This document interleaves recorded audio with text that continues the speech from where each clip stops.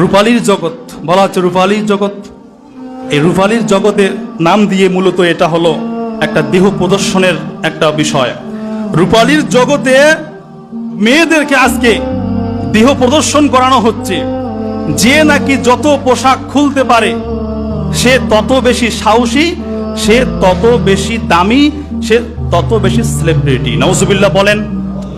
মেয়েরা পোশাক খুললে নাকি সে নাকি সেলিব্রিটি হয়ে যায়। কি আইয়ামে জাহিলিয়াতের যুগে আমরা বসবাস করি। পোশাক যত শখ তত নাকি সে সেলিব্রিটি। মোবাইল ফোনে আপনি ফেসবুক ইউটিউবে দেখবেন তার তত ভিউয়ার্স বেশি, ফলোয়ার বেশি। যে যত অশালীন কাজের মধ্যে লিপ্ত সে তার তত দেখবেন যে ফলোয়ার বেশি।